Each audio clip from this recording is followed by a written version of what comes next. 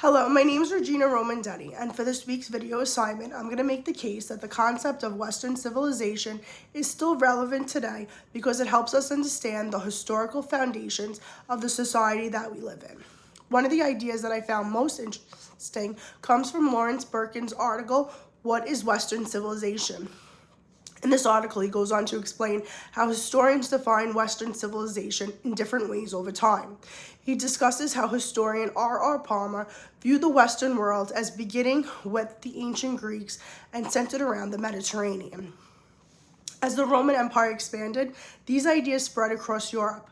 After the fall of Rome, the Western world changed and eventually developed through the Germanic kingdoms during the Middle Ages. Berken also points out that another historian, Frank Roy Willis, defines the West as the civilization that developed in Europe and later spread to the other parts of the world through the European colonization.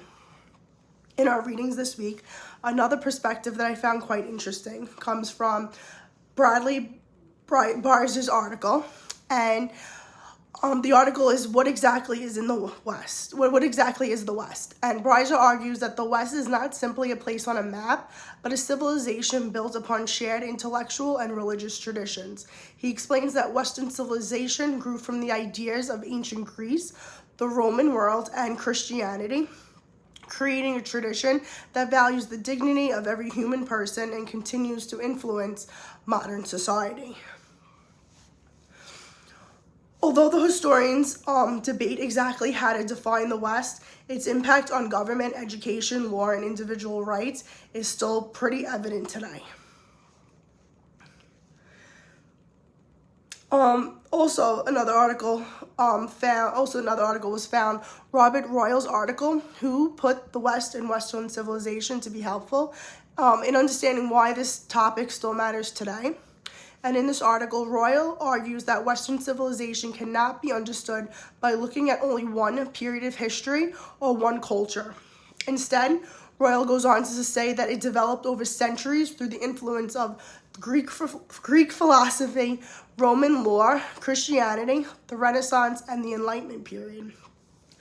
And he also reminds readers that the West should not be judged only by its mistakes, but also by the ideas and institutions it's contributed to the modern world, including universities, scientific inquiry, and constitutional government, and also the belief in human dignity.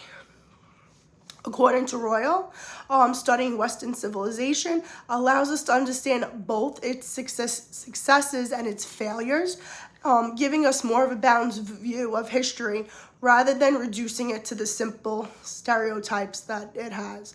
I think these different definitions are important because they show that Western civilization is not just one place or one time period. It gives a historical tradition that has continued to evolve over thousands of years. While Berken emphasizes that historians have defined Western civilization in different ways, Breiser reminds us that shared intellectual, religious, and cultural traditions continue to share the modern world. And then Royal adds that Western civilization is a living tradition that continues to influence how we think about law, education, politics, and our culture today. Together, these authors show the different ways that we are able to define this area, Western civilization, and they may disagree exactly what Western civilization is, but they all agree that its influence has been significant.